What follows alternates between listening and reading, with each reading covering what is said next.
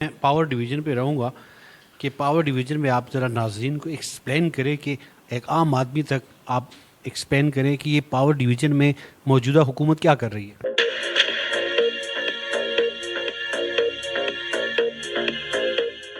बिस्मिल्लाहिर्रहमानिर्रहीम, अस्सलाम वालेकुम नाज़रीन, मैं हूं ब्रेमीन और आप देख रहे हैं लबेजाज़ टीवी।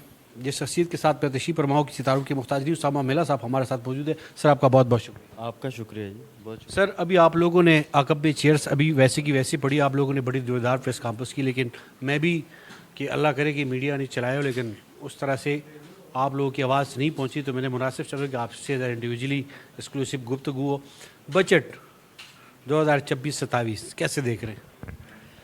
देखिए, बात यह है कि बजट को आप ना ये 3-4 कानून होते हैं। आपका इनकम टैक्स ऑर्डिनेंस है, सेल्स टैक्स एक्ट है, आपकी कस्टम्स ड्यूटी है, आपकी फेडरल एक्साइज ड्यूटी है, फिर उसके अंदर छोटे छोटे कानून ये 4 मेन कानून होते हैं। इनके अंदर तरमीम आती है।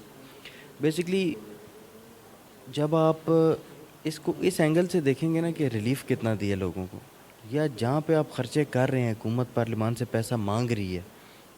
असूलन तो यही है ना कि हुकूमत पार्लियामान से पैसा मांगती है, चाहे उसमें पार्लियामान की कुराई हो या ना हो, वो एक अलग बात है कि वो लगा किन चीज़ों पर हैं। तो हमने पहले भी इस तरह बात की है। मैंने एक लिस्ट पूरी बोली है वजारतों की जो कोर बनती हैं किसी भी मईशत की, जिस मईशत ने तरक्की याफ्ता होना हो, उनके ऊपर हम इंटीरियर, हमारी ये टूटा फूटा हमारा ये पावर डिवीज़न, हम इन पे इतना ज़्यादा पैसा अपना डबो रहे हैं। और ऐसी चीज़ें जिनको अब तक रिफॉर्म हो जाना चाहिए था, जैसे पेंशन्स हैं, जैसे ये आपके स्टेट ओन्ड एंटरप्राइजेज़ हैं, जिनमें हर साल हज़ारों अरब रुपया हम लगाए जा रहे हैं, और हमें फिर इन चीज़ों के लिए पीछे स्पेस नहीं बच रही, पीएसडीपी के लिए स्पेस नहीं बच रही। सर, कतकलमी आप मैं पावर डिवीज़न पे रहूँगा कि पावर डिवीज़न में आप ज़रा नाज़रीन को एक्सप्लेन करें कि एक आम आदमी तक आप एक्सप्लेन करें कि ये पावर डिवीज़न में मौजूदा हुकूमत क्या कर रही है।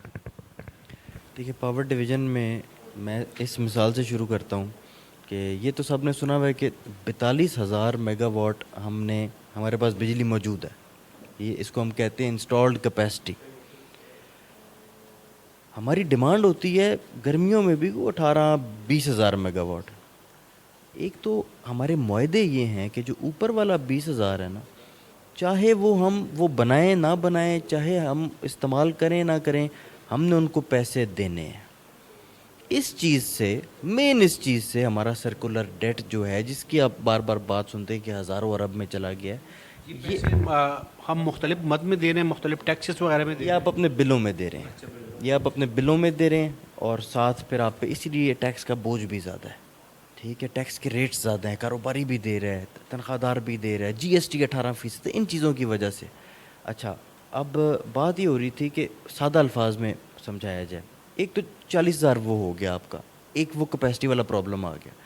दूसरा मसला ये है कि अभी आपको याद होगा ईरान और अमेरिका की जब जंग शुरू हुई, तो 1 या 2 एलएनजी के कार्गो जो है ना, वो हमारे लेट हो गए, तो आधा मुल्क अंधेरे में चला गया। हैं। हुकूमत ने कहा हम 30 तक, उस महीने के 30 तारीख तक बता रहे थे कि हमारे पास कैपेसिटी मौजूद है।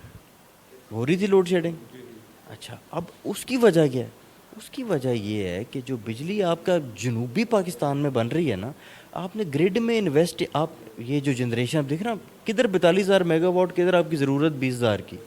हमने ग्रिड पे कोई पैसे ही नहीं लगाया कि जो सिंध में बिजली बन रही है, वो पंजाब में या केपी में या बलूचिस्तान में, अपना कोयटा के शुमाल में हम उसको पहुंचा नहीं सकते, पड़ी है, इसलिए लोड शेडिंग हो रही है। हमने ग्रिड में इन्वेस्ट नहीं किया।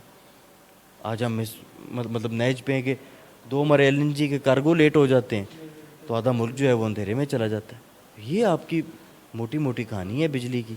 रिकवरी ये कर नहीं पाते। अब देखें, एक डिस्को है, अब मैं जहाँ पे रिहाइश पजीर हूँ, वहाँ पे हमें फेस्को लगती है।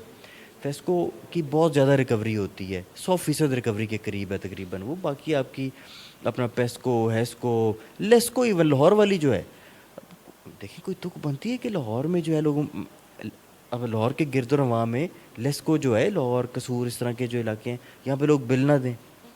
कहीं पे तो आप कहना वहाँ पे अपना केपी में पहाड़ है, बलूचिस्तान में पहाड़ है, दहशत गर्दी है, लॉ एंड ऑर्डर का इशू है, यहाँ पे क्यों नहीं बिल इकट्ठे होते? देखिए, इन डिस्कोस को हमें तोड़ना पड़ेगा, छोटे छोटे यूनिट्स में हमें इनको तोड़ना पड़ेगा, इनको हमें प्राइवेटाइज़ करना पड़ेगा।